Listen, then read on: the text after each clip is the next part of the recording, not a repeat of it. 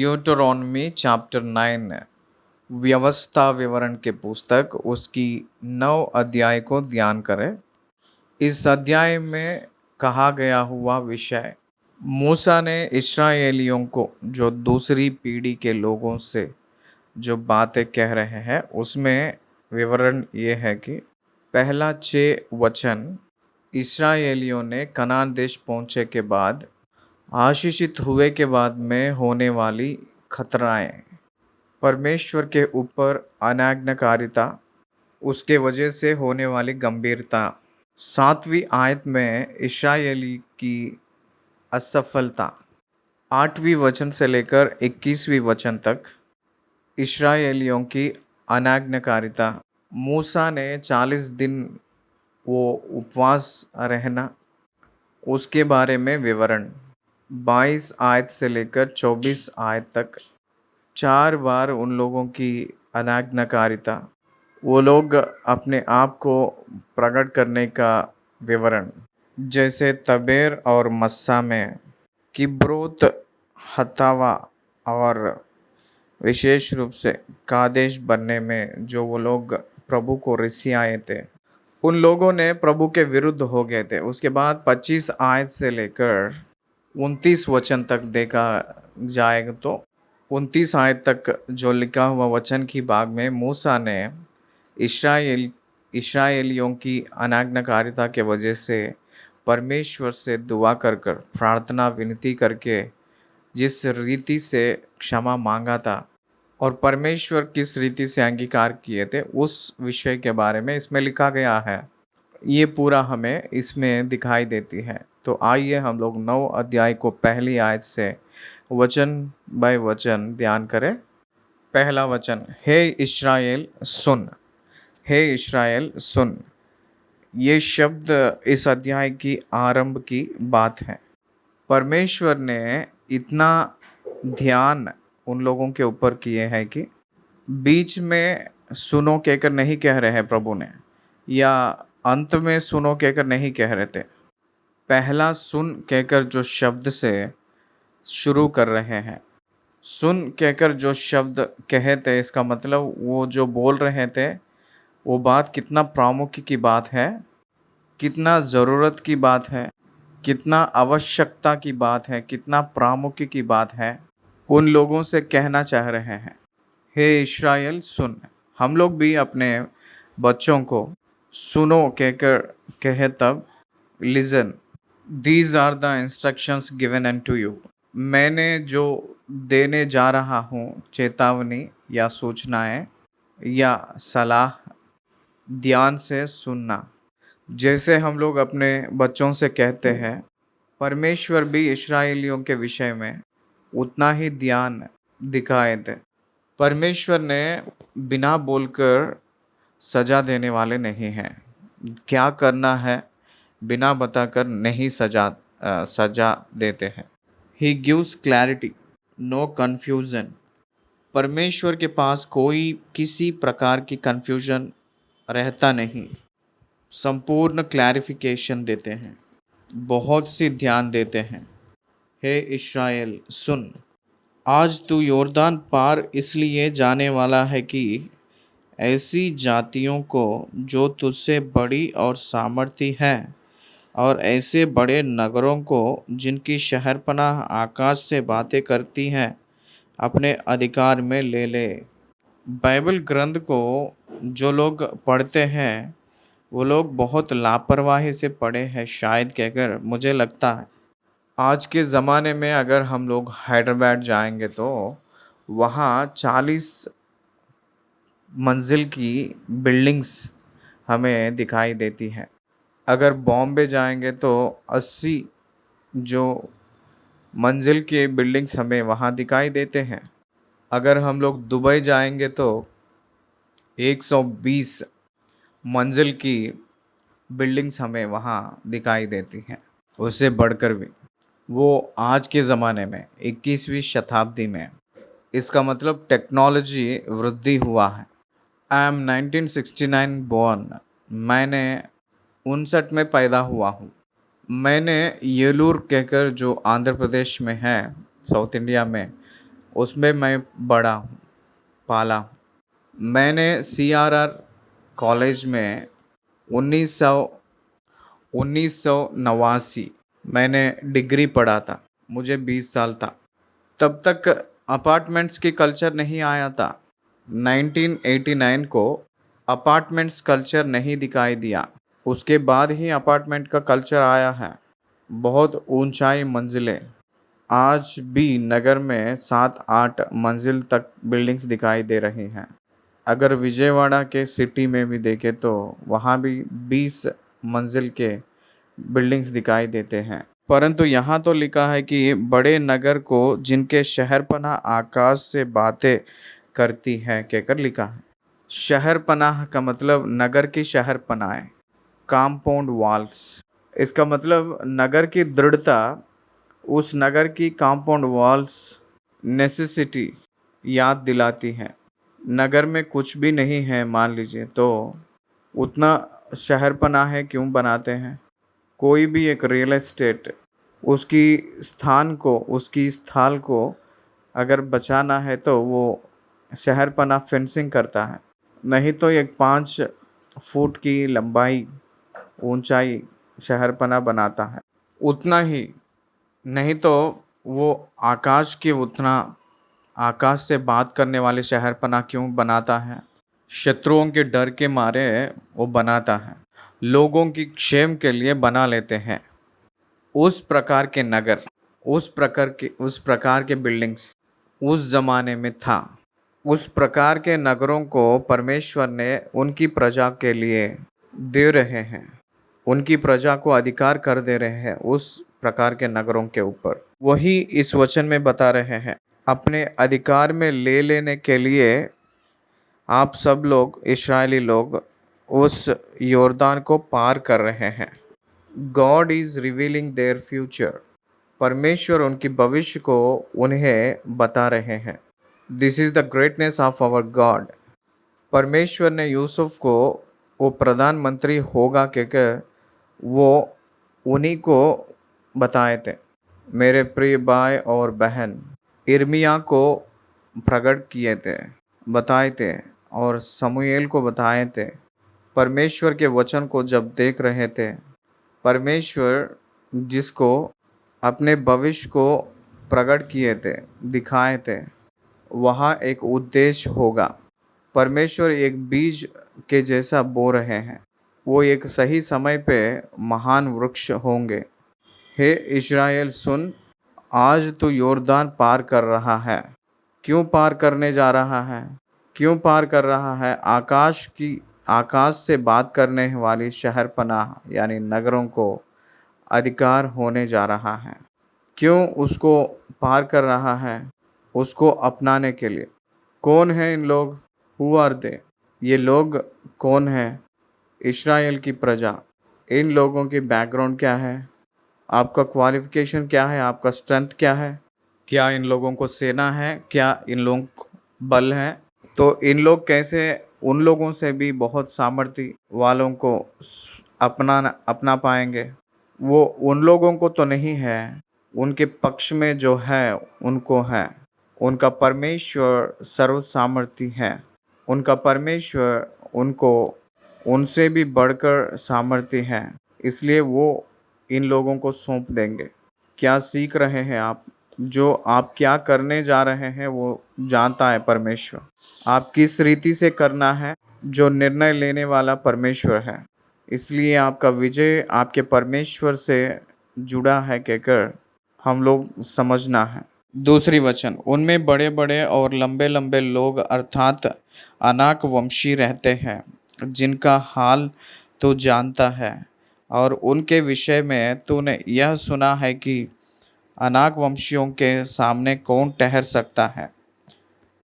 इसलिए आज तू यह जान ले कि जो तेरे आगे भस्म करने वाली आग के समान पार जाने वाला है, वह तेरा परमेश्वर यहोवा है, और वह उनका सत्यानाश करेगा, और वह उनको तेरे सामने दबा देगा, और तू यहोवा के वचन के अनुसार उनको उस देश से निकालकर शीघ्र ही नष्ट कर डालेगा। तूने उसको जानना है, आज जानना है। ये जो अक्षर, जो शब्द इसमें लिखा है, छापा है, आज आप भी जानना चाहिए। It's very very very important. आज आपने जानना है। क्या जानना है? आप किस प्रकार के विजय को हासिल करने जा रहे हैं, उसको आप जानना है। आप किस प्रकार के रूप में महान कार्यों को करने जा रहे हैं, पहले आपको पता होनी चाहिए। उसका कारण आप नहीं, आपका परमेश्वर है, और आपके आगे भस्म करने वाली आग के समान जाने वाला है। अब्राहम को पता है कि अब्राहम के पुत्र इसहाक की पत्नी को लेकर आने वाले के विषय में एलियाजर से पहले ही, एलियाजर के आगे परमेश्वर जा रहे हैं कहकर अब्राहम को पहले ही पता है। That's why he is so confident, so confident. तेरे कॉन्फिडेंस तेरे वजह से नहीं, तेरे परमेश्वर के वजह से। That is the greatness of Christianity, that is the great thing in Israel. मसीह वालों में ये एक महानता है। इस्राएल को रहा हुआ महत्व है ये। मैंने दो शब्द इस्तेमाल किया हूँ, मसीह वालों में महानता कहकर कहा हूँ, इस्राएल को रहने वाला महत्व है कहकर कहा हूँ। क्या आप समझ रहे हो? इस्राएल को रहा हुआ महानता परमेश्वर की, परमेश्वर का सम्मुख, परमेश्वर ने आगे, बाहर से आगे हो रहे हैं। That is the importance my dear child. New Testament क्या है पता है? परमेश्वर अंदर रहकर वो चला रहे हैं। This is more great experience. मसीह वाला उस स्थिति में है। आज आप जान लेना है, आपको जो चला रहा है वो परमेश्वर यहोवा है।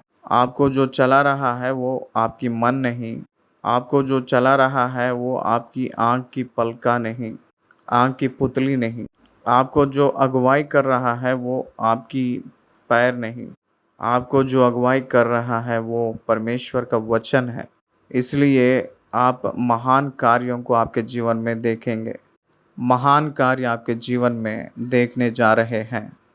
परमेश्वर के ऊपर भरोसा रख। उनमें बड़े बड़े और लंबे लंबे लोग हैं। अनाक वंशियों के सामने कौन ठहर सकता है, ये दुनिया का कहावत है। कभी भी एक व्यक्ति ने खड़े होकर उनसे भी बहुत बलवंत, उनसे भी बहुत ज्ञानी, उनसे भी बहुत बुद्धि वाला, उनसे भी बहुत सामर्थ्य वाला, उनसे भी बहुत संख्या में बहुत ज़्यादा रहने वाले, उन लोगों को जय पाकर वो एस्टैब्लिश होगा कहकर कौन यकीन कर सकते हैं? जो लोग परमेश्वर के ऊपर भरोसा रखते हैं उन लोग निश्चय यकीन करेंगे। वो भरोसा ही उन लोगों को संभव किए हुए दिशा में ले जाती है। हे इस्राएल सुन, आपके परमेश्वर आपके सामने, आपके आगे भस्म करने वाली आग के समान चलने जा रहा है। आप पार करने जा रहे हैं, आप अपनाने जा रहे हैं, कारण परमेश्वर आपके सम्मुख चलने जा रहे हैं। 3 आयत में ये लिखा है कि और वह उनका सत्यानाश करेगा और वह उनको तेरे सामने दबा देगा, और तू यहोवा के वचन के अनुसार उनको उस देश से निकाल कर शीघ्र ही नष्ट कर डालेगा। मेरे बाइबल में शीघ्र कहकर जो शब्द को राउंड अप किया हूँ मैंने, शीघ्र कहकर जो शब्द को मैंने राउंड अप कर लिया हूँ। क्यों पता है? मैंने शीघ्र उन लोगों को कैसे नष्ट कर डालूँगा, परमेश्वर ने उन लोगों को नष्ट कर डालेगा। उस परिस्थिति ने इस्राएलियों को उन्होंने दे रहे हैं। परमेश्वर उन लोगों में वो भय कर रहे हैं, उन लोगों के अंदर उस डर को डाल रहे हैं। जो डरता है वो बहुत डरपोक होता है, बिना उसके दोहराए वो चले जाता है, भाग जाता है वहाँ से। लेकिन भौतिक रूप में उन लोगों को दौड़ाने वाला तो इस्राएल के रूप में दिखाई दे रहे हैं, लेकिन दौड़ाने वाला तो अदृश्य रूप में परमेश्वर है, आत्मिक आँखों से देखे तो। आपके सामने भस्म करने वाले आग के रूप में जो जा रहे थे परमेश्वर ने, आपके शत्रुओं को वो अदृश्य रूप में है। आपके शत्रु लोग आपके सामने जो जा रहे हैं आग के समान, उसको नहीं देख पाएंगे, क्योंकि उन लोगों को वो आँख नहीं है। आप आपके आगे जो आग के रूप में जा रहे हैं, उस परमेश्वर को आप देख सकते हैं, क्योंकि आपकी आत्मिक आंखें खुल गया है। विश्वास के द्वारा आपके सामने जो चल रहा है परमेश्वर, उसको आप देख पाओगे। इसलिए आपकी बात भिन्न रूप के जैसा दिखाई देती है। इसीलिए आपका व्यवहार भिन्न रूप में रहता है। इसीलिए आपका चाल चलन भिन्न रूप में रहेगा। The reason is God. परमेश्वर को छोड़ और कोई कारण नहीं है। चौथी आयत, जब तेरा परमेश्वर यहोवा उन्हें तेरे सामने से निकाल चुके, तब यह ना सोचना कि यहोवा तेरे धर्म के कारण तुझे इस देश का अधिकारी होने को ले आया है, किंतु उन जातियों की दुष्टता ही के कारण यहोवा उनको तेरे सामने से निकालता है। ये बात जब हम लोग ध्यान कर रहे हैं, तो मैंने आप लोगों को एक प्रामुख्य विषय मैंने बताऊंगा। इसको बहुत सावधानी से सुनिए, इम्पोर्टेंट विषय है। कनान देश में जो रहा है, 7 जाति की प्रजा को जो सामर्थ्य है, भगाकर एक आम तौर की प्रजा उस कनान देश को अपना रहे हैं। इसका मतलब who are coming into the position, Israelites to the weak people. क्या कारण है? कारण ये है कि वो इस्राएलियों की बल के वजह से नहीं हुआ, लेकिन वो लोग तब को ही निवास कर रहे थे जो 7 जाति के दुष्टता के वजह से हुई है। मैंने हमेशा सोचते रहता हूँ अपनी इलेक्शंस के बारे में। कुछ काल पहले हम लोग गेट आउट कहकर जो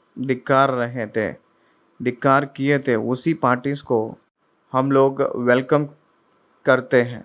क्या कारण है? एक पार्टी को इलेक्शंस में लोग धिक्कारते हैं, इसका मतलब क्या कारण है? दूसरी पार्टी के महानता के वजह से नहीं।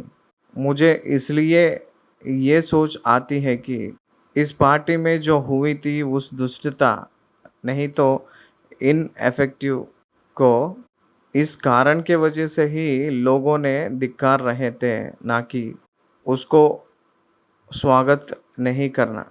स्वागत इसलिए नहीं, वो लोग बहुत अच्छे हैं, वो लोग निस्वार्थी हैं, वो लोग बहुत सामर्थ्य है कहकर नहीं बुला रहे हैं। इन लोगों ने अच्छे नहीं किए हैं, ये लोग अच्छा नहीं है, इन लोगों को भगा देंगे कहकर प्रमुख के लोग वहाँ से भेज देते हैं। The same principle of applied here. यहाँ भी वही हुआ है। हे इज़राइलियों, आप लोग धर्मी हैं, बहुत सामर्थ्य है, अच्छे वाले हैं, इसलिए आप लोग इस पोजीशन में तो नहीं आ रहे हैं। आपसे आगे जो है वो लोग बुरे लोग हैं, वो लोग दुष्टता में हैं, वो लोग मूर्ति की पूजा कर रहे हैं। उन लोगों ने हटकर चले जाना है कहकर परमेश्वर ने निर्णय किए थे, इसलिए वो लोग चले जा रहे हैं और आप लोग अंदर आ रहे हैं। इसलिए नियुक्त किया हुआ सरकार में नहीं है, तो इसलिए नियुक्त करने वाले परमेश्वर के हाथ में ही सब कुछ है। हम लोग इस बातों में जान सकते हैं। 5वीं आयत, तू जो उनके देश का अधिकारी होने के लिए जा रहा है, इसका कारण तेरे धर्म या मन की सीधाई नहीं है। तेरा परमेश्वर यहोवा जो उन जातियों को तेरे सामने से निकालता है, उसका कारण उनकी दुष्टता है, और यह भी कि जो वचन उसने अब्राहम, इसहाक और याकूब तेरे पूर्वजों को शपथ खाकर दिया था, उसको वह पूरा करना चाहता है। हमें एफिसियों के पत्री 8 अध्याय की 2 आयत में, क्षमा कीजिए 2 अध्याय उसकी 8 आयत में, ये आपके वजह से हुआ नहीं, ये परमेश्वर की वरदान है। आप लोग विश्वास के द्वारा अनुग्रह से ही उद्धार पा रहे हैं। ये आपकी वजह से नहीं हुआ, ये परमेश्वर का वरदान है कहकर कहे थे ना। इसलिए उसी प्रकार के रूप में ये आपकी वजह से हुआ तो नहीं, ये परमेश्वर की अनुग्रह के वजह से संभव हुई है। उनके बुराई के दुष्टता के वजह से उन लोगों को बाहर निकाल दिया जा रहा है। और यह भी कि जो वचन उसने अब्राहम, इसहाक और याकूब तेरे पूर्वजों को शपथ खाकर दिया था, उसको वह पूरा करना चाहता है। कहाँ कहे थे अब्राहम से? उत्पत्ति के पुस्तक 15 अध्याय में। उसको अभी भी एक पुत्र भी जो संतान प्राप्त नहीं हुआ था। उस समय की बात है कि अब्राहम से परमेश्वर ने कह रहे थे, आपके संतान पराए देश में 400 साल तक पर दास लोग के रूप में रहेंगे। वहाँ बहुत कष्ट दिया जाएगा, वहाँ से बहुत धनी के रूप में ये लोग वापस आएंगे कहकर कहे थे 15 अध्याय में। इसलिए परमेश्वर जो कहे थे उस बात को स्थापना करना है।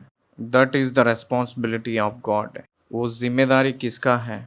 परमेश्वर का ही है। उस बात को स्थापना करना है, जो कहे थे बात उसको स्थापना करना है। That is the value. वो है गुण का मतलब, वो है मूल्य का मतलब। बात को स्थापना करना हम लोग सीखना है। बात अगर किसी को दिए हैं तो उसको पूरा करना हम सीखना है। बात नहीं देना ही अच्छा है। बात नहीं देना ही अच्छा है। अगर बात दे दिए हैं तो उसको आप पूरा करना है, उसको स्थापना करना है। अगर वादा किए तो उसकी गुलामी ही है। आप ईश्वर अगर कोई बात देता है तो उसको उसके ऊपर निर्भर है। वो परमेश्वर उस बात के ऊपर निर्भर रहते हैं, उनकी वादाओं के ऊपर निर्भर है। अगर हे प्रभु आप ऐसे कहे थे कहकर अगर आप पूछे तो वैसे प्रश्न पूछने के लिए वो बात रहती है। मांगो तो तुम्हें दिया जाएगा। उस बात को कहे हैं इसलिए हम लोग प्रार्थना कर रहे हैं। परमेश्वर जो दिया है हर एक वादा उनको बाइंड करके रखी है। मैंने वादा किया हूँ, मैं ही उसको पूरा करूँगा कहकर कहे हैं। इसलिए मेरे प्रिय परमेश्वर के संतानों, परमेश्वर अपने बात को स्थापना करने के लिए ये कर रहे हैं। उनका बुराई उनके वज- तक उन्हीं तक वो जजमेंट है। ये परमेश्वर क्यों कर रहे हैं कहकर पूछे तो वो अपने बात को स्थापना करने के लिए। इसलिए जब जो परमेश्वर ने वादा किया था वही परमेश्वर ने उसको आगे बढ़ा रहे हैं कहकर वचन कह रही है। जो वादा किया है परमेश्वर वही उसको फुलफिल करता है। प्रॉमिस किया हुआ परमेश्वर प्रॉमिस को फुलफिल करेगा। मसीह वालों को वादाएं हैं। बाइबल में जितने वादाएं हैं वो सब मसीह वालों का ही है। वो परमेश्वर उनके जीवन में कार्य के रूप में लेकर आएंगे। 6वीं आयत। इसलिए यह जान ले कि तेरा परमेश्वर यहोवा जो तुझे वह अच्छा देश देता है कि तू उसका अधिकारी हो, उसे वह तेरे धर्म के कारण नहीं दे रहा है, क्योंकि तू तो एक हठीली जाति है। परमेश्वर ने उन लोगों को और एक बात कह रहे थे भविष्य में, आप लोग हठीले लोग हैं। अनाज्ञाकारिता का मतलब भविष्य के बारे में बात कर रहे हैं। आप लोग अनाज्ञाकारिता के लोग हैं, इसलिए तेरे धर्म के कारण नहीं देगा परमेश्वर। इसीलिए तू जान लेना है। इस अच्छा देश आपको दे दिए सो तब आप लोग आज्ञाकारिता होते हैं इसलिए दे रहे हैं कहकर नहीं, आप लोग अनाज्ञाकारिता है इसलिए आपको दिया जा रहा है। मतलब जानकर भी दिया जा रहा है। सरल रूप में बताना है तो आपके धर्म के वजह से नहीं मिल रही है, उनकी अनुग्रह के वजह से मिल रहा है। वो उनकी धर्म है, आपका धर्म नहीं। उनकी बात पूरा करना है कहकर उनका धर्म आपको दिया जा रहा है, आपकी महानता के वजह से नहीं। इस बात का स्मरण रख और कभी भी ना भूलना कि जंगल में तूने किस किस रीति से अपने परमेश्वर यहोवा को क्रोधित किया। आपकी इतिहास जो विद्रोह करने की इतिहास है। अगर आपके बीता हुआ दिन अगर मनन किए तो आप किस प्रकार के व्यक्ति हो आप जानते हो, आपको पता चलेगा।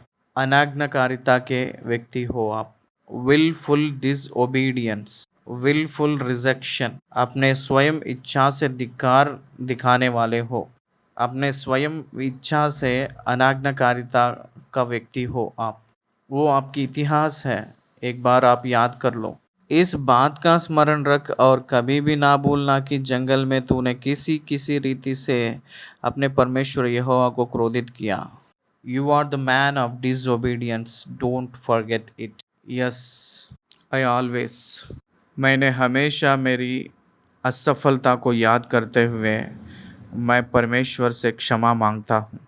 परमेश्वर के सम्मुख में मैंने हमेशा जो नहीं भूलता हूँ वो क्या है पता है? मैंने डाउन फॉल टू अर्थ, मैंने परमेश्वर को क्रोधित किया हूँ।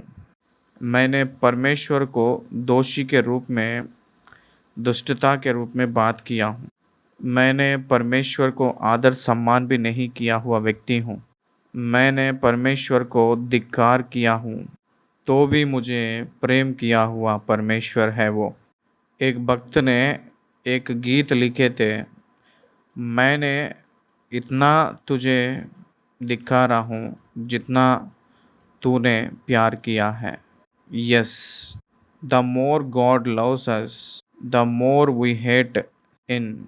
जितना परमेश्वर ने प्रेम किया था उतना हम उनको नफरत किए हैं।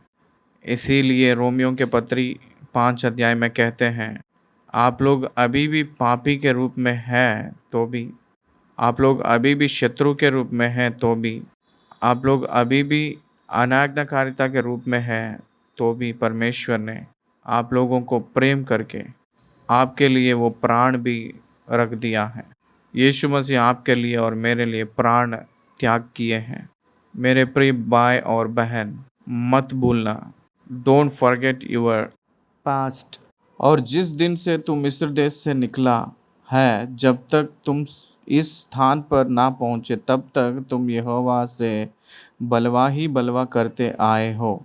द होल जर्नी, 40 साल। उन लोग बाहर आकर 40 साल हुआ है।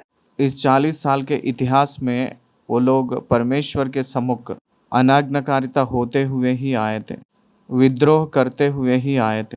फिर होरेब के पास भी तुमने यहोवा को क्रोधित किया। उस इतिहास को इस दूसरी पीढ़ी वालों को याद दिला रहा था मूसा ने। होरेब के पास भी तुमने यहोवा को क्रोधित किया है और वह क्रोधित होकर तुम्हें नष्ट करना चाहता था। जब मैं उस वाचा के पत्थर की पटियाओं को जो यहोवा ने तुमसे बांधी थी लेने के लिए पर्वत से ऊपर चढ़ गया, तब 40 दिन और 40 रात पर्वत ही के ऊपर रहा और मैंने ना तो रोटी खाई ना पानी पिया। और यहोवा ने मुझे अपने ही हाथ की लिखी हुई पत्थर की दोनों पटियाओं को सौंप दिया। और वे ही वचन जिन्हें यहोवा ने पर्वत के ऊपर आग के मध्य में से सभा के दिन तुमसे कहे थे, वे सब उन पर लिखे हुए थे। और 40 दिन और 40 रात के बीत जाने पर यहोवा ने पत्थर की वे 2 वाचा की पटियाएं मुझे दे दी। और यहोवा ने मुझसे कहा, उठ यहाँ से झटपट नीचे जा। 40 दिन फास्टिंग रहा था। मूसा ने भक्त मूसा ने निर्गमन के पुस्तक में पर्वत पे गया था। ये जो घटना हमें निर्गमन के पुस्तक 32, 33 और 34 अध्याय में हमें याद दिलाते हैं, हमें देख सकते हैं। भक्त मूसा को परमेश्वर ने बुलाया है, प्रभु ने बुलाया था, बुलाकर उसके पास आने के लिए कहे थे। मूसा को परमेश्वर ने पर्वत पर बुलाए थे, तब मूसा ने उस पर्वत पे गए थे। 32, 33, 31 अध्यायों में हम इस विषय को देख सकते हैं।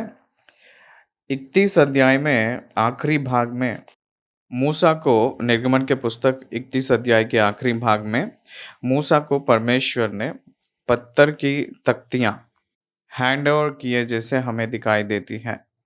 मूसा को परमेश्वर ने सबसे पहले जो अपने हाथों से परमेश्वर ने बनाए थे उस पत्थर की तख्तियां परमेश्वर ने अपने स्वयं हाथों से बनाया हुआ परमेश्वर खुद रचकर लेकर जो आए थे, वो दिए थे।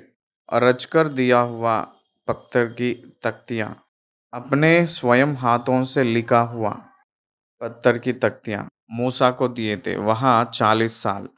ये अध्याय निर्गमन के पुस्तक 9 अध्याय में मूसा जो किए थे 40 दिनों की दिन और रात की उपवास हमें दिखाई देती है। एक पत्थर की तख्तियों को लेकर आना, पहली बार 40 साल उपवास रहे थे और फिर से नीचे आए थे, इस्राएलियों की अनाज्ञाकारिता व्यवहार को देखा था। वहाँ उस पत्थर की तख्तियों को पूरा तोड़ डाले थे। फिर से वो परमेश्वर जब बुलाए थे मूसा को, तो उस समय अपने ही हाथों से पत्थर की तख्तियों को बनाकर ले आओ कहकर प्रभु ने परमेश्वर ने कहे थे मूसा से। तो उसको साथ लेकर गया था पर्वत पर मूसा ने। उस पे परमेश्वर अपने हाथों से लिखे थे। परमेश्वर जो दिए थे पहला जो पत्थर की तख्तियाँ, उसको मूसा ने तोड़ डाले थे। इसलिए परमेश्वर मूसा से उसी प्रकार का 2 पत्थर की तख्तियों को बना के ले आओ कहकर कहे थे। तब मूसा ने लेकर गए थे। 40 दिन फिर एक बार वो वहीं पर्वत पे थे।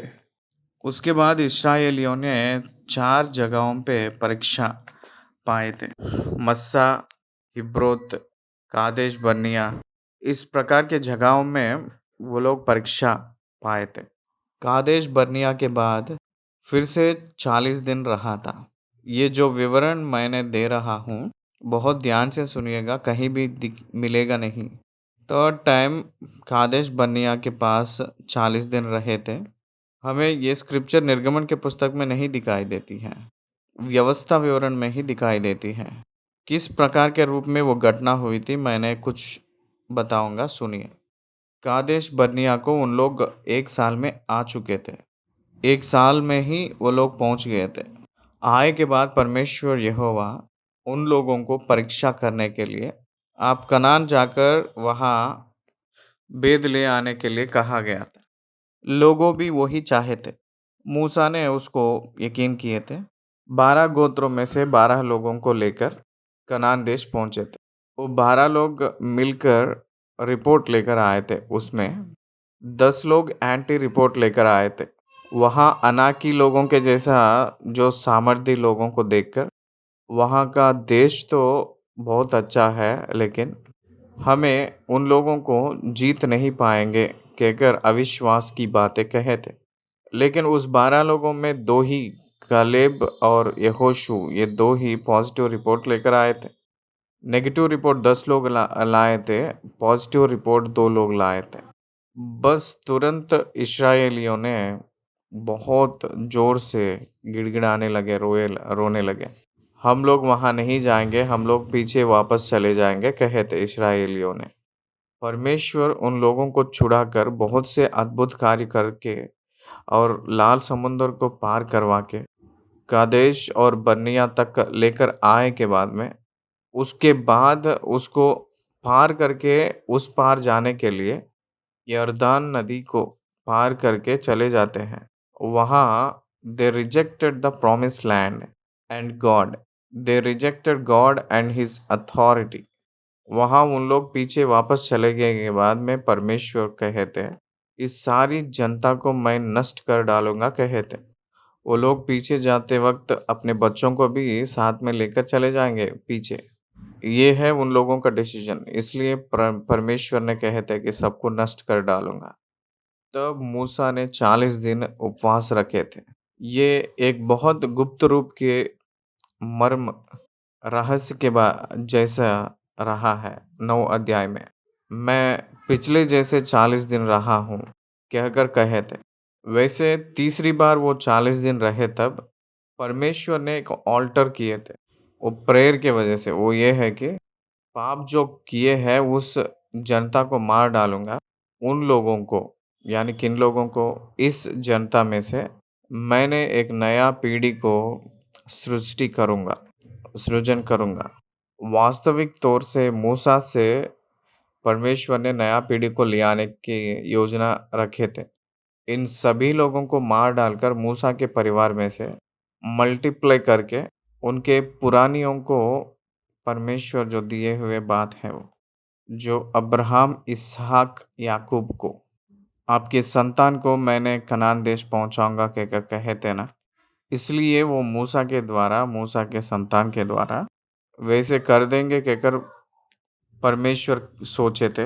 परंतु मूसा ये कहे थे कि हे प्रभु, मिस्र से छुड़ाया हुआ आप इस जनता को ना ले जाने की सामर्थ्य, आपको सामर्थ्य नहीं है कि इन लोगों को ले जाने के लिए, इसलिए मार डाले हैं कहकर दुनिया कह सकती है। द वर्ल्ड में अंडरस्टैंड में नो रॉन्गली, दुनिया आपको अच्छे से नहीं समझ पाएगी। इसलिए इन लोगों को संहार करना नहीं, इन लोगों के अंदर से ही लेकर आना है। ये है मूसा की विज्ञापन, विनती। तब परमेश्वर ने ये किए थे कि पाप किया हुआ पुराने लोग, इसका मतलब पहली जनता की जनगणन में जो लिखा गया है, जो 6 लाख की प्यादे लोग, सिर्फ 2 लोग छोड़कर, यानी कालेब और यहोशू को छोड़कर सभी को उस जंगली मार्ग में संहार कर चुके थे। उस जंगल में जो पैदा हुए थे यंग यूथ, फ्रेश जनरेशन, जो मिस्र को नहीं जानते हैं, मिस्रियों को नहीं जानते हैं, वो जनरेशन, उन लोगों को जो दासत्व के बारे में जानते नहीं हैं, गुलामीपन के बारे में जानते नहीं हैं, उस जनरेशन को, उन लोगों को लेकर कनान देश में प्रवेश किए थे। इसीलिए मूसा जो किया है 40 दिन की उपवास की प्रार्थनाएं इस अध्याय में हमें दिखाई देती है। 9 अध्याय की 9 आयत से लेकर 11 आयत तक जो वचन को देखें तो पहली 40 दिन की उपवास की प्रार्थनाएं, 40 दिन और 40 रात की प्रार्थना। वैसे ही 18 अध्याय में आयत में लिखा हुआ बात, मैं यहोवा के सामने मुंह के बल गिर पड़ा और पहले के समान 40 दिन और 40 रात, ये दूसरी उपवास। फिर 25 आयत में, मैं यहोवा के सामने 40 दिन और 40 रात मुंह के बल पड़ा रहा, क्योंकि यहोवा ने कह दिया था कि वह तुम्हारे सत्यानाश करेगा। ये विवरण हम इसलिए दिए हैं कि ये एडिशनल विवरण है। तो आइए हम लोग आगे बढ़े। आइए 9 और 10 आयतों को पढ़े। जब मैं उस वाचा के पत्थर की पटियाओं को जो यहोवा के तुमसे बांधी थी लेने के लिए पर्वत के ऊपर चढ़ गया, तब 40 दिन और 40 रात पर्वत ही के ऊपर रहा, और मैंने ना तो रोटी खाई ना पानी पिया। और यहोवा ने मुझे अपने ही हाथ की लिखी हुई पत्थर की दोनों पटियाओं को सौंप दिया, और वे ही वचन जिन्हें यहोवा ने पर्वत के ऊपर आग के मध्य में से सभा के दिन तुमसे कहे थे, वे सब उन पर लिखे हुए थे। जैसे अभी तक हम पत्थर की तख्तियाँ कहकर कहे थे, पत्थर की तख्तियाँ हो या पत्थर की दोनों पटियाओं दोनों एक ही हैं।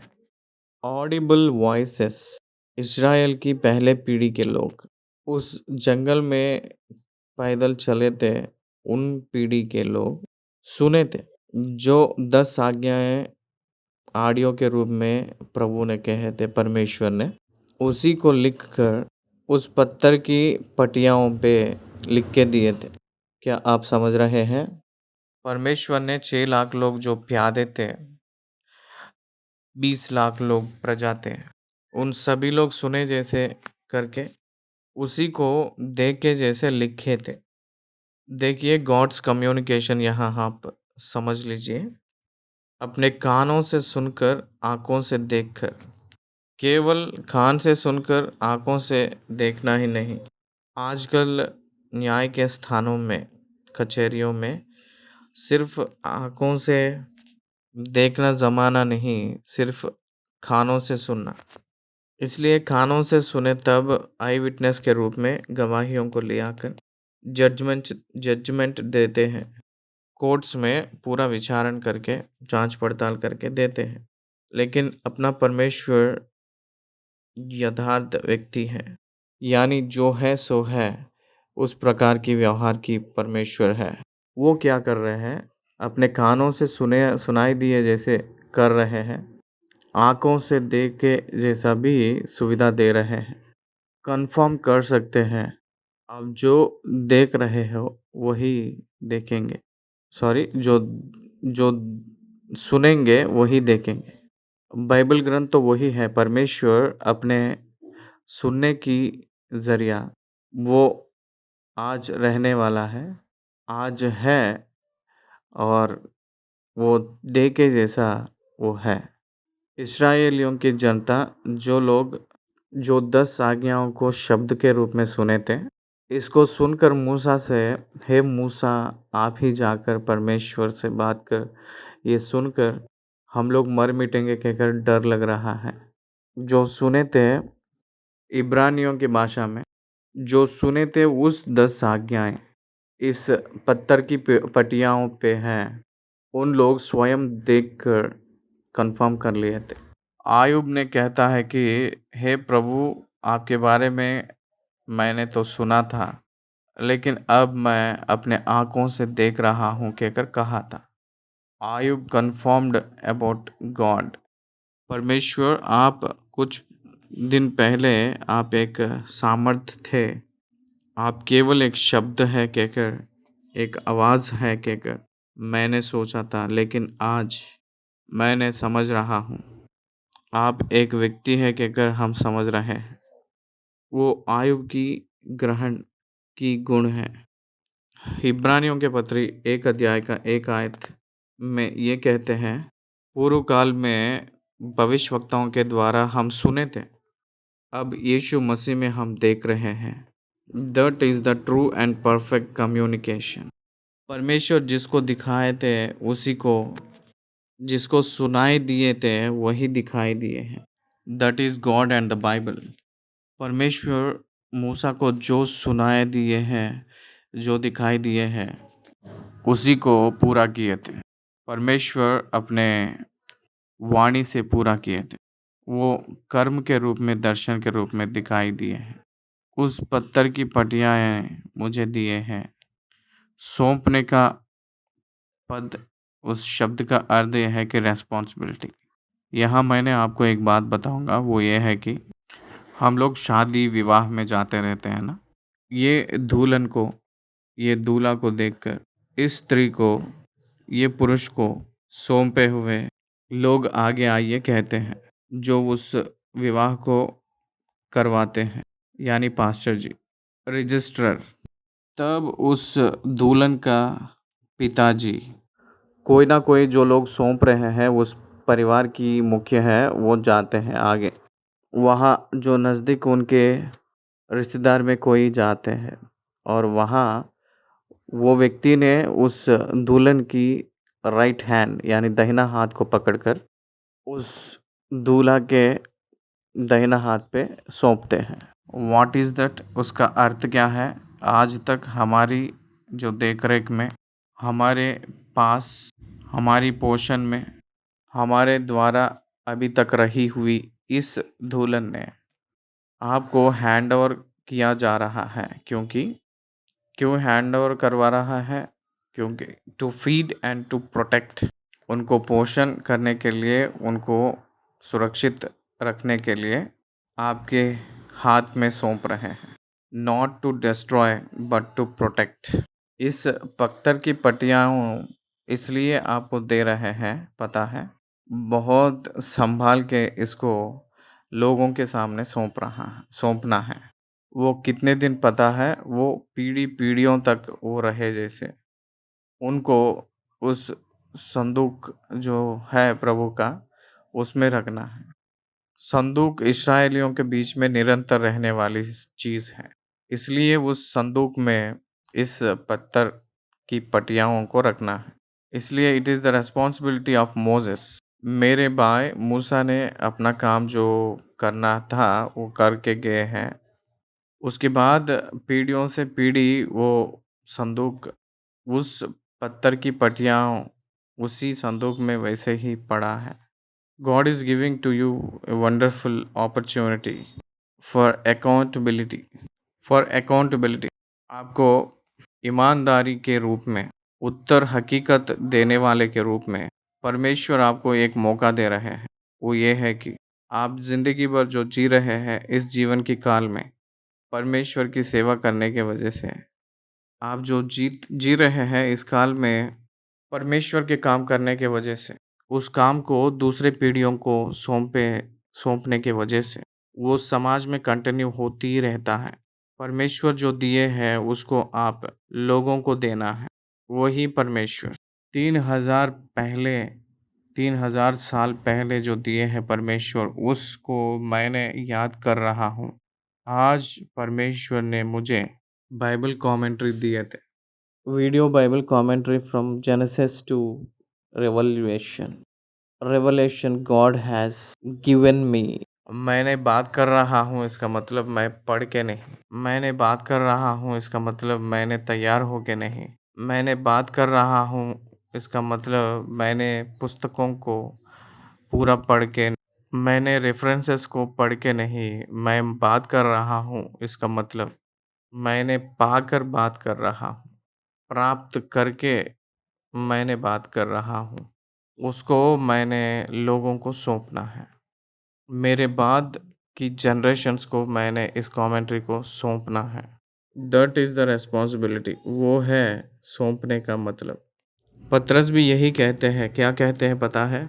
मैंने जो लिखा था इस पत्रियाँ, इसको मैं बहुत संभाल रखूँगा क्योंकि आप लोगों को सौंपने के लिए, अगले पीढ़ियों तक सौंपने के लिए। पौलुस भी यही कहते कि तीमुथियुस के पत्री 2 में, परमेश्वर ने मेरे ज़रिया आपको जो अनुग्रह किए थे, आपको सौंपे थे, तो आप एक नया भरोसादार व्यक्ति को सौंपना है। It is the responsibility of a Christian to share the gospel to generations after generations. ये हमेशा हम लोग भूलना नहीं। मेरे प्रिय भाई और बहन, परमेश्वर प्रेमी है, इसलिए ये कार्य को कर रहे हैं। पत्थर की पटियाँ क्यों दे रहे हैं पता है? वो मेल मिलाप और भलाई उत्पन्न करने की आज्ञाएं हैं वो। Those commandments will make you righteous and give you the brightness। आपको धर्मी को और सत्य को सिखाने वाले आज्ञाएं हैं। सोने से भी बढ़कर है ये बातें, उन्हें आपको दे रहे हैं। उसको आप लोग नेक्स्ट जनरेशन्स को पास आउट करना है। आप अपनी संपत्ति नहीं अपने पीढ़ी को देने के लिए, परमेश्वर के वचन को देना है। आप संपत्ति दिए तो वो ख़त्म हो जाएगा, लेकिन वचन देंगे तो बिंदु है या मात्रा है, वो नहीं मिटेगा। It is your responsibility. परमेश्वर ने मुझे पत्थर की पटियाँ वो दिए थे। हे तीमुथियुस, परमेश्वर जो आपको दिए हैं उसको बहुत सावधानी से संभाल रख। रिस्पॉन्सिबिलिटी। हे मूसा, मेरी प्रजाओं को साथ में लेकर इस पर्वत के पास लेकर आ। That is the responsibility. हे दाऊद, मेरी प्रजा को रक्षा कर। Responsibility. Yes my friends, responsibility. परमेश्वर बच्चों को दे रहे हैं रिस्पॉन्सिबिलिटी। उन लोगों को परमेश्वर के लिए बढ़ाना है। मैं अनुरोध कर रहा हूँ, परमेश्वर हम लोगों को जिम्मेदारियाँ दे रहे हैं। और यहोवा ने मुझसे कहा, उठ यहाँ से झटपट नीचे जा, क्योंकि तेरी प्रजा के लोग जिनको तू मिस्र से निकाल कर ले आया है वे बिगड़ गए हैं। जिस मार्ग पर चलने की आज्ञा मैंने उन्हें दी थी उसको उन्होंने झटपट छोड़ दिया है, अर्थात उन्होंने तुरंत अपने लिए एक मूर्ति डालकर बना ली है। उस लोगों ने झटपट हट गए, इसका मतलब वो लोग खराब हो गए हैं कहकर अर्थ है।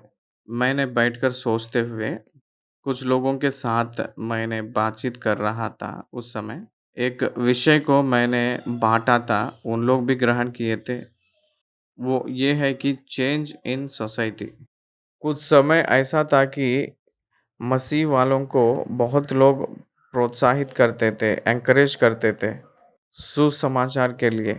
मसीह वालों को पूरा आँख पानी से भरा हुआ आँख रहते थे और घुटना रहता था जो प्रार्थना की। बहुत भारी हृदय रहता था आत्माओं के बारे में। अब इस प्रकार का भारीपन नहीं है। अब वो नहीं है, कारण क्या है पता है? वो लोग भटक चुके हैं।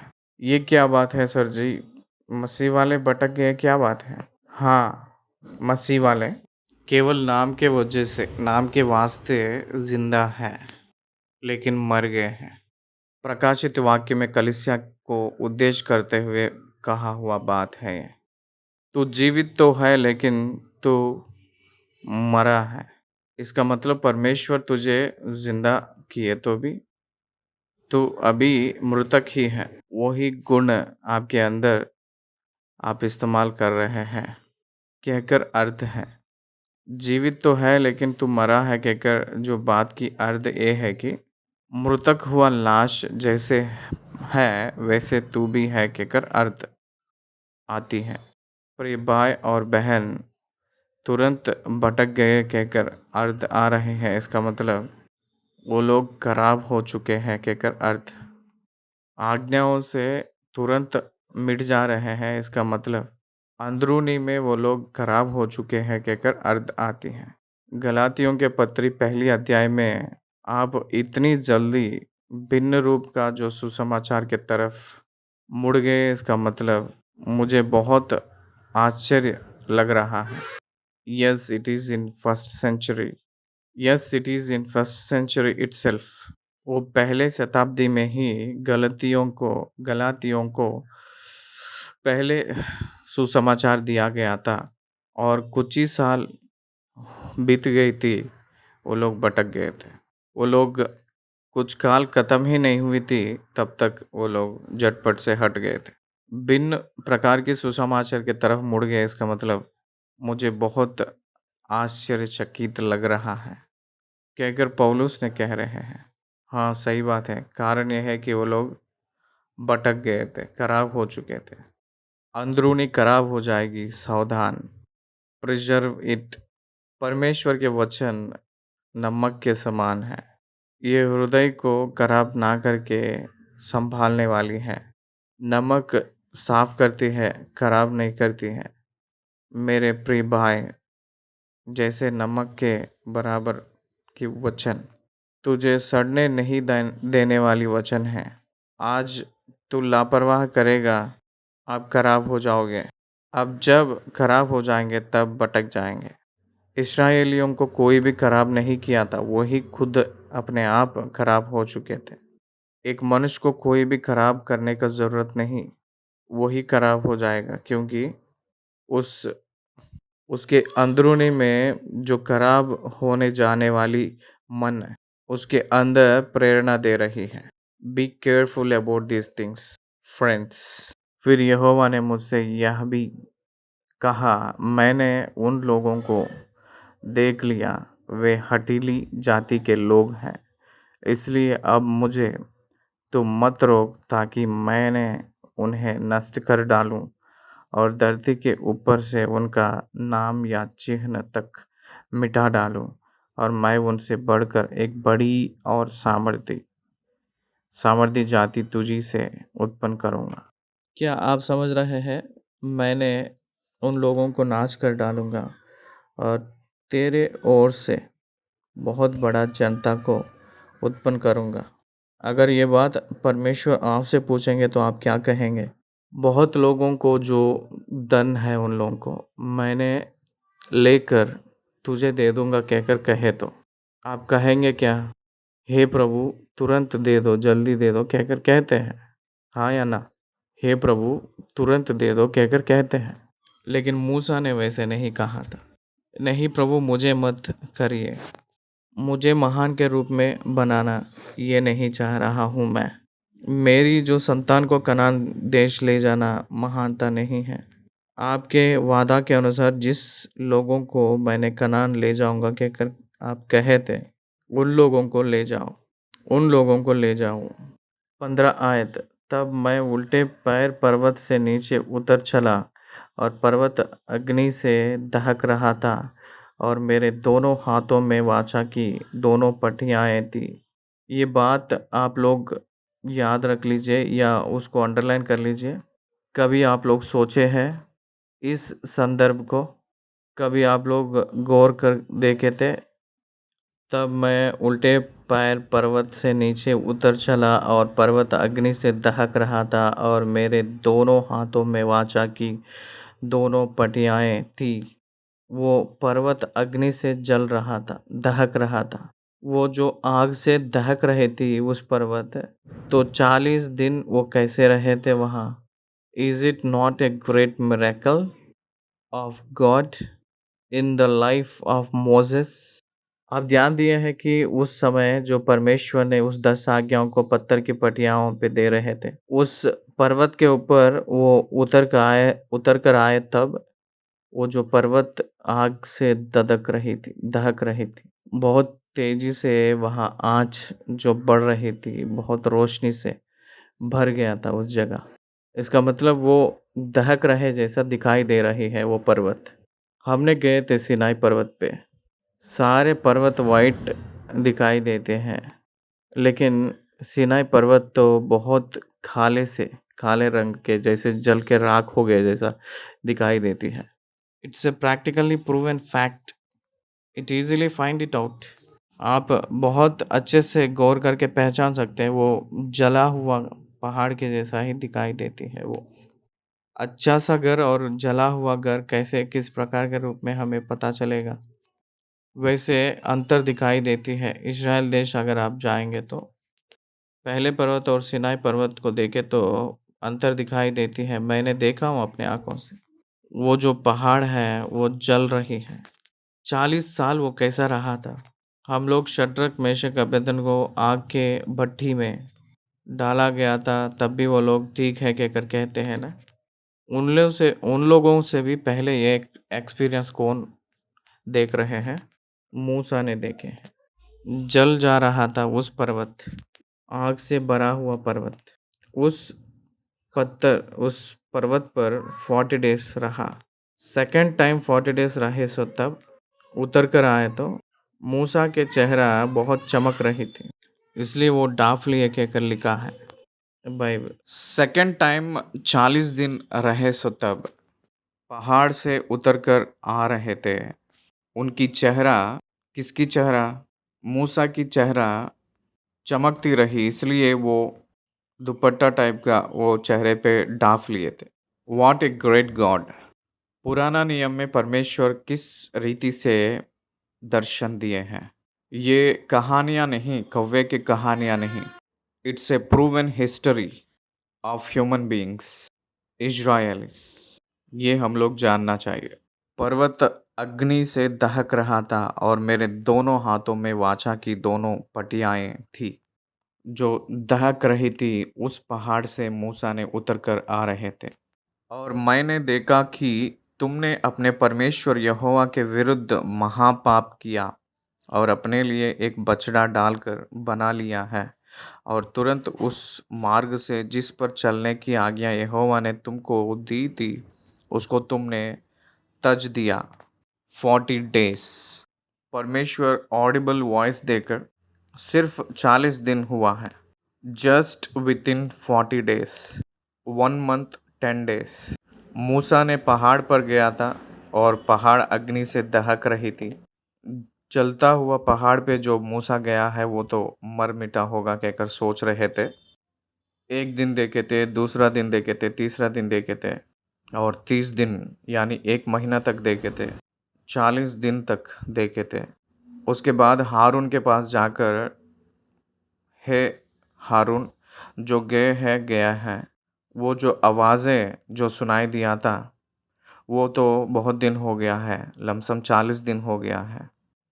तो आपने हमारे लिए एक परमेश्वर को बना।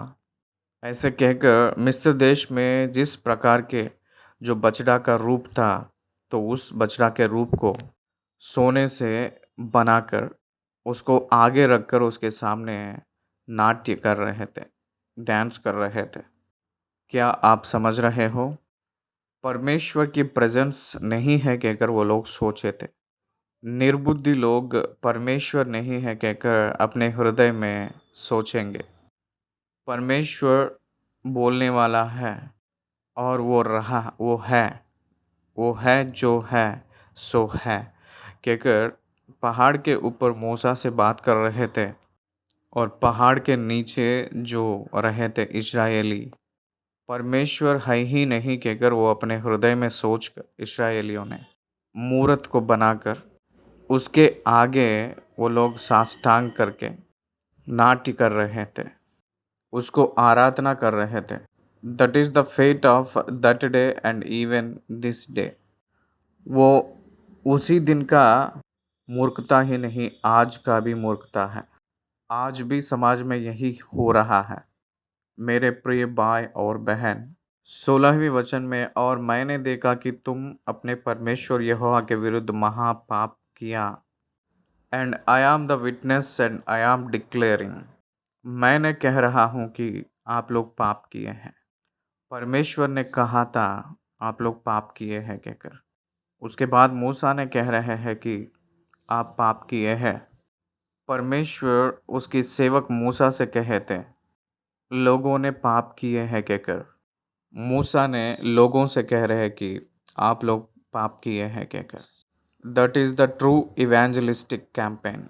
नेचर ऑफ इवेंजलिस्ट क्या है पता है? परमेश्वर लोगों ने कहाँ भटक गए हैं कहकर कहे थे उसको लोगों से कहना। वो कहने वाला सेवक ही है। परमेश्वर लोगों के पास डायरेक्ट आकर नहीं बताए थे आप लोग भटक चुके हैं कहकर। मूसा को बोलकर भेजे थे उन लोगों के लिए आप लोग भटक चुके हैं कहकर। इसलिए सुसमाचार प्रचार करने की जो महान भाग्य परमेश्वर ने मनुष्यों यानी हम लोगों को दिए हैं, परमेश्वर ने स्वयं नहीं लिए थे। परमेश्वर कह सकते हैं इस्राएलियों के भलाई के लिए उनके बीच में एक ऑडिबल वॉइस रखकर, जैसे 10 आज्ञाओं को सुनाई दिए थे ऑडिबल वॉइस के रूप में, वैसे फिर से अपने आवाज़ को गरजने वाली आवाज़ से बात कर सकते हैं। लेकिन वो बात नहीं करते हैं। वो केवल मूसा से कहे थे। मूसा ने आकर लोगों से कहे थे आप लोग पाप किए हैं कहकर। इसलिए इवेंजलिज्म क्या है पता है? मनुष्यों ने पाप किए थे, परमेश्वर ने उद्धार दिया है। उस उद्धार मनुष्यों के लिए है कहकर कहने की जिम्मेदारी भी परमेश्वर ने मनुष्यों को ही दिए हैं। उनकी सेवक लोगों को ही दिए थे। उनके साथ रहने वालों को दिए हैं। उनकी बात मानने वालों को दिए हैं। जो उनकी बात नहीं मानते हैं उन लोगों के पास जाकर कहो कहकर कहे थे। That is happening today. That is called evangelism. वही हो रहा है, उसी को सुसमाचारक कहते हैं। 17 आयत में, तब मैंने उन दोनों पटियाओं को अपने दोनों हाथों से लेकर फेंक दिया और तुम्हारी आंखों के सामने उनको तोड़ डाला।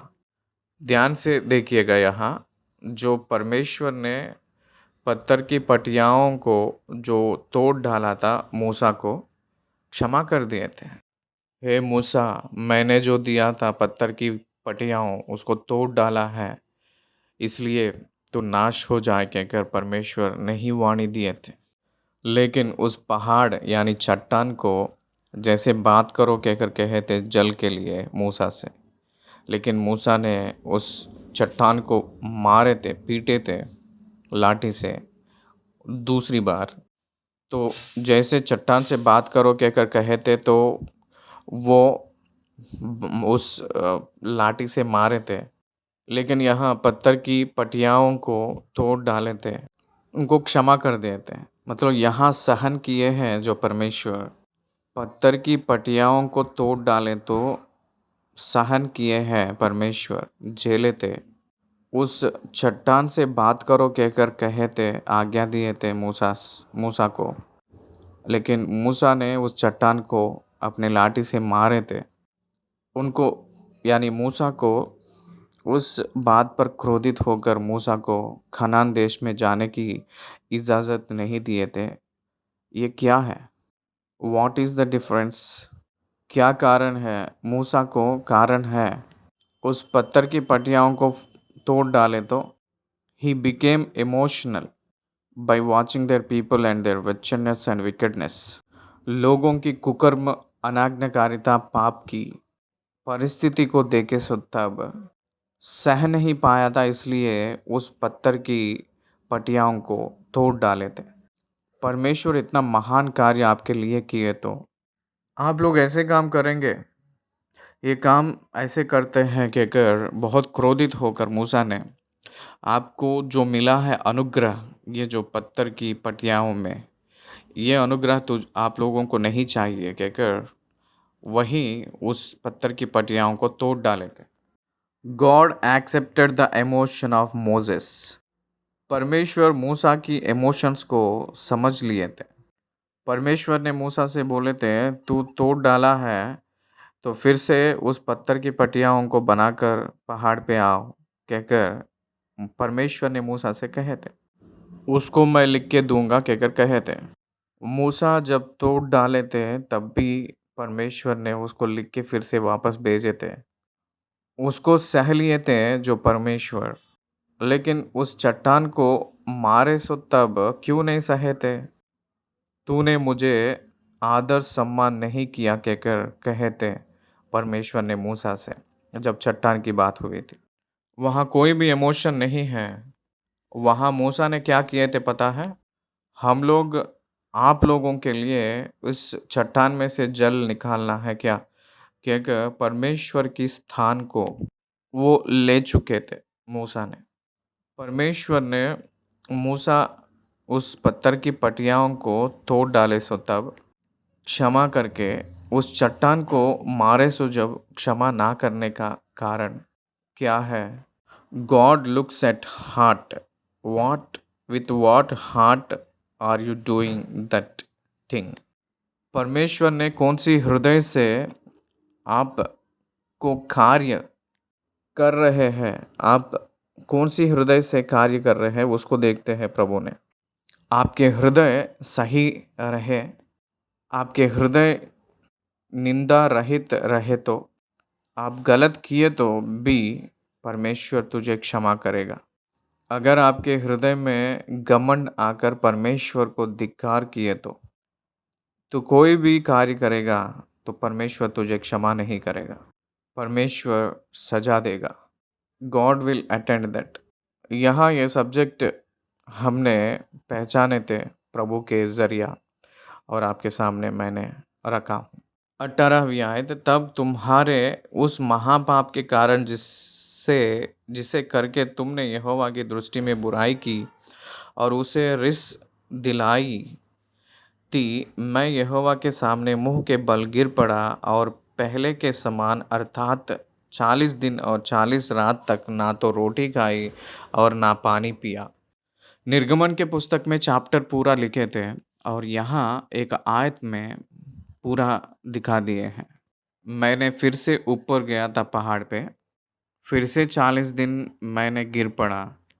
तब उस परमेश्वर ने क्या किए थे? मैं तो यहोवा के उस कोप और जलाहट से डर रहा था, क्योंकि वह तुमसे अप्रसन्न होकर तुम्हारा सत्यानाश करने को था, परंतु यहोवा ने उस बार भी मेरी सुन ली।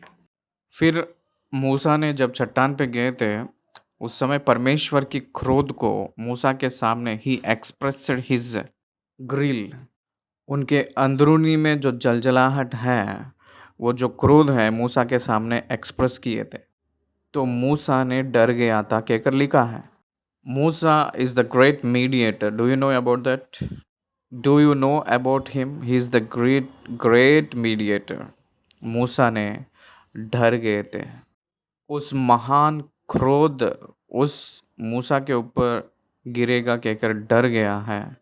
वहाँ मूसा ने परमेश्वर से विनती कर रहा था, साष्टांग दंडवत करना शुरू किया है।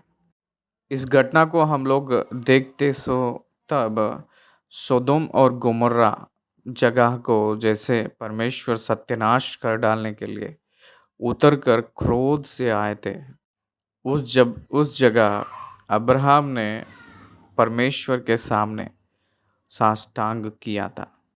अब्राहम ने जैसे साष्टांग किया था तो परमेश्वर लूत के परिवार को छुड़ाने के लिए लूत और उसके परिवार को छोड़ दिए थे। पूरा साष्टांग किया है, यानी मुंह के बल गिर पड़ा है और परमेश्वर की क्रोध को ठंडा करने के लिए कोशिश किया है। परमेश्वर की क्रोध को हटाने के लिए केवल एक ही है, वो है कि प्रार्थना का हथियार। आपकी प्रार्थना, आपकी दीनता, आपकी घुटने का अनुभव, आप परमेश्वर के सम्मुख में अपने आप को प्रकट कर लेना बहुत लोगों के ऊपर क्रोध को रोक देती है। परमेश्वर वो ही दे रहे हैं यहाँ, क्योंकि वह तुमसे अप्रसन्न होकर तुम्हारा सत्यानाश करने को था, परंतु यहोवा ने उस बार भी मेरा सुन ली। और यहोवा हारून से इतना कोपित हुआ कि उसका भी सत्यानाश करना चाहा, परंतु उसी समय मैंने हारून के लिए भी प्रार्थना की। परंतु हारून के लिए मैंने प्रार्थना की और मैंने वह बछड़ा जिसे बनाकर तुम पापी हो गए थे लेकर आग में डालकर फूंक दिया और फिर उसे पीस पीस कर ऐसा चूर चुरा कर डाल डाला कि वह धूल के समान जीर्ण हो गया और उसकी उस राख को उस नदी में फेंक दिया जो पर्वत से निकलकर नीचे बहती थी। मूसा ने उन लोगों की इतिहास को याद दिला रहे थे। मूसा इसलिए उन लोगों को इस इतिहास को याद दिला रहा था कि उस समय ये जो जनरेशन, इस पीढ़ी जिसको सुना रहे थे वो पीढ़ी नहीं थी। जो लोग इस व्यवस्था विवरण को सुन रहे थे, इस्राएली पीढ़ी, उस प्रजा ने जब ये कांड हुई थी उस समय ये लोग पैदा भी नहीं हुए थे। वो लोग पैदा ना हुए, सो तब जो घटना हुई थी वो घटना मूसा ने उन लोगों को याद दिला रहे थे। कदेश बर्निया के पास आकर फिर वापस मुड़े थे, तब ये लोग पैदा हुए थे। ये जनता, इस्राएल की जनता निकलकर समुद्र को पार किए के बाद 1 साल में कादेश बर्निया तक पहुंच चुके थे। वहां से परमेश्वर वापस भेजे थे उन लोगों के ऊपर क्रोधित होकर।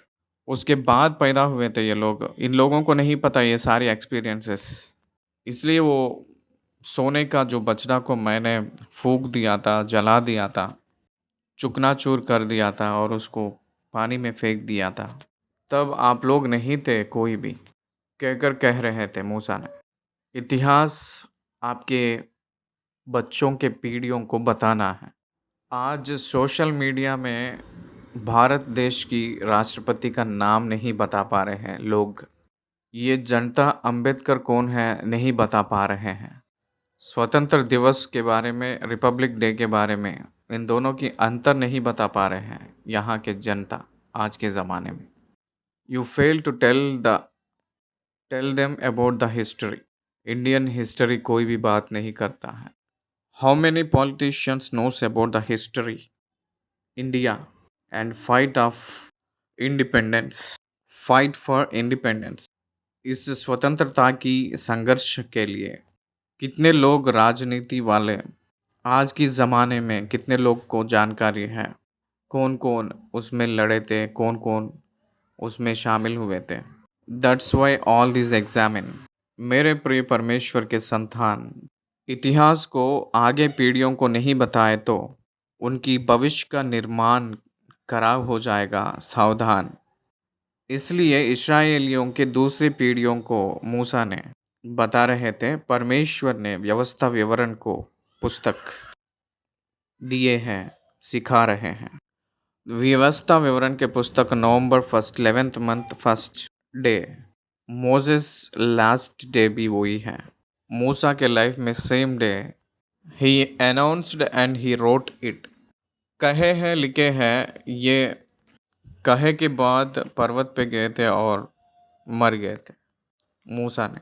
मेरे प्रिय भाई और बहन, इतिहास आपके बाद पीढ़ी को आप देना है, सिखाना है, समझाना है। एटलीस्ट आपके पेरेंट्स के बारे में कम से कम आपके बच्चों को बोलो, क्योंकि आपके बच्चे आपके पेरेंट्स को देखे हैं, लेकिन वो लोग जो कार्य किए हैं उस समय वो लोग नहीं थे ना। उन लोगों को बताइए आपके दादाजी ने ऐसे ये दिए हैं प्रभु को, इतना भेंट दिए हैं, इतना दान किए हैं, कहकर जो किए हैं उसको बताओ। आपके नाना जी ने ऐसे उपवास रखते थे, आपके फलाना दादी ऐसे सुसमाचार सुनाती थी, ऐसे आपके दादा दादी नाना नानी ऐसे ऐसे प्रभु के लिए किए हैं, ऐसे दिए हैं। आपके दादाजी पवित्र जीवन जिए थे, आपके दादाजी घूस नहीं लेते थे, आपके दादाजी ऐसे दहेज नहीं लिए थे, आपके दादाजी ऐसे थे, कहकर सिखाओ उन लोगों को, समझाइए। तब उनके हृदय में भी एक सोच आएगी। 22 आयत से लेकर हम लोग देखेंगे। फिर तबेरा और मस्सा और किब्रोत हत्तावा में भी तुमने यहोवा को रिस दिलाई थी। फिर जब यहोवा ने तुमको कादेश बरने से यह कहकर भेजा, जाकर उस देश के जिसे मैंने तुम्हें दिया है अधिकारी हो जाओ, तब भी तुमने अपने परमेश्वर यहोवा की आज्ञा के विरुद्ध बलवा किया और ना तो उसका विश्वास किया और ना उसकी बात ही मानी। जिस दिन से मैं तुम्हें जानता हूँ उस दिन से तुम यहोवा से बलवा ही करते आए हो। देखिए यहाँ 4 जगहों के नाम दिए हैं, तबेरा, मस्सा, किब्रोत हतावा और कादेश बरने। मस्सा में जल के लिए, किब्रोत हतावा में मांस के बारे में, कादेश बरने में उस सारी जगह को अपनाने के लिए, जाने के लिए डर, प्राण की डर के ना माते, अविश्वास के कारण। ये 4 जगहों पे इतिहास में आप लोग देखें तो इस्राएलियों ने गिर गए थे। निर्गमन के पुस्तक 17 अध्याय 1 से लेकर 4 आयत में आपको मस्सा के बारे में दिखाई देती है। निर्गमन के पुस्तक क्या 11 अध्याय 3 आयत से लेकर 11 आयत तक देखें तो किब्रोत हत्तावा के बारे में दिखाई देती है। कादेश बर्निया के बारे में गिनती के पुस्तक 14 अध्याय में दिखाई देती है। ऐसे हम लोग जब देखते हैं तो यहाँ यहाँ हम लोग उस घटनाओं को देख सकते हैं। उनकी अनाज्ञाकारिता कई बार हमें दिखाई देती है। ये सब बगल में रखी है। देखिए उससे बढ़कर हारून को प्रधान याजक के रूप में परमेश्वर ने बना लिए थे, तब भी लोग जलन करने लगे इस्राएलियों ने। मूसा को और हारून को परमेश्वर ने नायक के रूप में बना लिए हैं कहकर सारे समाज ने जलन करने लगे थे। स्वयं अपने खुद भाई बहन जो हारून और मरियम ने जो मूसा के ऊपर भड़क उठे थे, तो उस समय जलन करने लगे। रेबलियन रेबलियन रेबलियन, विरोध विरुद्ध विरुद्ध। The history of Israelites are nothing but disobedience and rejections, यही हमें दिखाई दे रही है। तब कब? कादेश भरने के बाद। ये बहुत लोगों को नहीं पता। जैसे हम लोग विवरण देखे थे पहले, मैं यहोवा के सामने 40 दिन और 40 रात मुंह के बल पड़ रहा। This is the 3rd time, क्योंकि यहोवा ने कह दिया था कि वह तुम्हारा सत्यानाश करेगा। और मैंने यहोवा से यह प्रार्थना की, हे प्रभु यहोवा, अपना प्रजारूपी निज भाग जिनको तूने अपने महान प्रताप से छुड़ा लिया है और जिनको तूने अपने बलवंत हाथ से मिस्र से निकाल लिया है, उन्हें नष्ट ना कर। आपने अपने महान महिमा को प्रकट किए थे उन लोगों को जब छुड़ा रहे थे। परमेश्वर मिस्र से इस्राएलियों को जब छुड़ाए थे, गॉड शोड हिज ग्लोरी। क्रूस पे यीशु मसीह को अर्पण किए, सो तब परमेश्वर अपनी महिमा को प्रकट किए थे। उनको पुनरुत्थान करने के द्वारा परमेश्वर की महिमा को अपने आंखों के सामने प्रकट किए थे। क्या आप समझ रहे हो? हम लोग महिमा की प्रत्यक्षता यानी छुड़ौती ना होकर नहीं हुई है। महिमा प्रत्यक्षता ना होकर नहीं हुई थी छुड़ौती। वो महिमा परमेश्वर का ही है। वो महिमा यीशु मसीह ही है। वो महिमा यीशु मसीह ही है। इसलिए यूहन्ना रचित सुसमाचार 17 अध्याय में, हे प्रभु, जब आपके साथ मैं था, कौन सी महिमा मुझे था। अब फिर से वो महिमा मुझे दे कहकर कह रहे थे यीशु मसीह ने। वो महिमा की प्रत्यक्षता यीशु मसीह है। परमेश्वर से जो मिला है वो महिमा हम लोग पाए हैं, कहे थे। वो महिमा ना होकर उस छुड़ौती नहीं हो पाएगा। God's glory worked on for the salvation and deliverance of the people. ये हम लोग समझना है। आपके सेवक इसहाक, याकूब और अब्राहम को अपने दास 27 पढ़ रहा हूँ, अपने दास अब्राहम, इसहाक और याकूब को स्मरण कर और इन लोगों की कठोरता और दुष्टता और पाप पर दृष्टि ना कर। आज आप क्या देख रहे हो? प्रजा के पाप को, प्रजा की कठिनाई को, दुष्टता को, कठोरता को देख रहे हो? नहीं तो परमेश्वर की क्रोध उनके ऊपर आएगा कहकर उस क्रोधता के ओर देख रहे हो? हे परमेश्वर, तेरी वादाओं को याद करो कहकर पूछते हैं, मांगते हैं। इनकी बुराईपन को देखकर नाश कर दो कहकर कहते हो। मसीह वाला क्यों पाप को क्षमा कर कहकर मांगता है? मसीह वाला जो हिंसा करता है उसको क्षमा कर कहकर क्यों पूछता है पता है? परमेश्वर की वादाएं पूरा होना है। परमेश्वर की क्रूस व्यर्थ पे नहीं होना है। इसलिए एक पापी पाप के वजह से मरना नहीं होनी चाहिए। वो उद्धार पाकर स्वर्गलोक में जाने की सोच मसीह वाला को रहता है। उनके पाप को मत देखिए कहता है, जिससे ऐसा ना हो कि जिस देश से तू हमको निकाल कर ले आया है वहाँ के लोग कहने लगे कि यहोवा उन्हें उस देश में जिसके देने का वचन उनको दिया था नहीं पहुँचा सका और उससे बैर भी रखता था। इसी कारण उसने उन्हें जंगल में निकाल कर मार डाला है कहकर कह लेते होंगे। Be careful about the public talk and obedience about your life. परमेश्वर से मूसा ने कह रहा है, लोग ऐसे सोचते होंगे, लोग ऐसे बोलते होंगे कहकर मूसा ने कह रहे हैं। परमेश्वर उस मौका लोगों को देना नहीं चाहे। आप भी लोग क्या सोचते हैं आपके बारे में, ये एक बार सोचना चाहिए आपको। मैंने उस रीति से ना सोचकर कई साल मैंने नष्ट कर लिया था मेरे जीवन में। Don't waste your time and life. ये लोग तेरी प्रजा और निज भाग हैं जिनको तूने अपने बड़े सामर्थ्य और बलवंत भुजा के द्वारा निकाल ले आया है। Look at them with a different eye. हे प्रभु, उन लोगों को आप एक अलग नज़र से देखो। उन लोगों को आपकी निज भाग के रूप में देखो। आप अपने बड़े सामर्थ्य से बलवंत भुजा के द्वारा निकाल ले आए हैं, उस नज़र से देखिए। बड़े सामर्थ्य से छुड़ाए के रूप में उसको उन लोगों को देखिए। उन लोगों को उस रूप से देखिए प्रभु, लेकिन उन लोगों को अपनी कठोरता, अपनी दुष्टता, अपनी पाप के नज़र से, अपने किए हुए जो कुकर्म के वजह से उस नज़र से मत देखिए। उनको पापियों के रूप में मत देखिए, आपके निज भाग के रूप में देखिए कहकर मूसा ने कह रहा था प्रभु से। हम लोग अभी भी पापियों के रूप में रहे तब यीशु मसीह अपने लिए मरे थे। परमेश्वर उसी रीति से हम सभी को देख रहे हैं। God is the same. परमेश्वर वैसे ही है जैसे कल थे, आज और आगे। 9वीं अध्याय यहाँ हम लोग ख़त्म किए हैं। धन्यवाद।